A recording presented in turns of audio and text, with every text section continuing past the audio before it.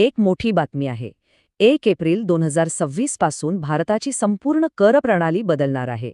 याचा थेट परिणाम आपल्या पैशांवर होणार आहे. हो, अनेक दशकं जुना आयकर कायदा आता बदलणार आहे आणि सरकार एक नवा, सोपा कायदा आणण्याच्या तयारीत आहे. आणि याचा परिणाम फक्त टॅक्सवर नाही तर आपल्या गुंतवणुकीवर, बचतीवर, सगळ्यावर होणार आहे. ह्या नव्या कायद्याचा मेन उद्देश काय आहे? तर टॅक्सची किचकट भाषा आणि नियम सगळ्यांसाठी सोपे करायचे आहेत. म्हणजे आता टेबल्स आणि सोपे नवीन फॉर्म्स असतील. त्यामुळे टॅक्स भरणं कमी डोकेदुखीचं ठरेल अशी आशा आहे. आता येतो सगळ्यात महत्वाचा प्रश्न, टॅक्स जास्त लागणार की कमी?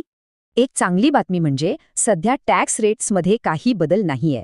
4 लाखांपर्यंत 0 आणि 8 लाखांपर्यंत 5%च कर आहे.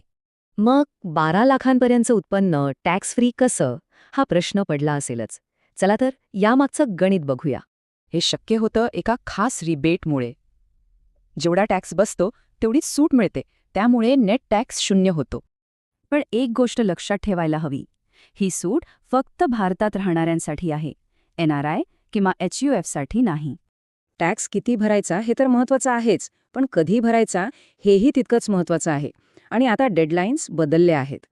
आता एकच डेडलाईन नाहीये. करदात्याच्या प्रकारानुसार वेगवेगळ्या तारखा आहेत. वैयक्तिक करदात्यांसाठी 31 जुलैच आहे. रिटर्नमध्ये काही चूक झाली, आता सुधारायला जास्त वेळ मिळेल. पण उशीर झाला तर मात्र लेट फी भरावी लागेल.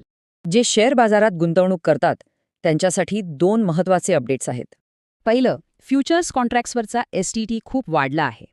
त्यामुळे आता डेरिव्हेटिव्ह ट्रेडिंग महाग होणार. आणि दुसरं, शेअर बायबॅकवर आता स्पष्टपणे कॅपिटल गेन टॅक्स लागेल. त्यामुळे आधीचा गोंधळ आता दूर होईल. आणि आता शेवटी बघूया नवीन नियम आणि दंड काय आहेत. सरकारने प्रक्रिया सोपी करण्यासाठी अनेक फॉर्म्स बदलले आहेत. काही फॉर्म्स तर एकत्रच केले आहेत.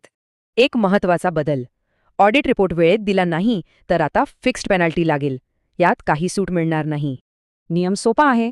1 महिना उशीर झाला तर 75,000 आणि त्याहून जास्त उशीर झाल्यास 1.5 लाख रुपये दंड.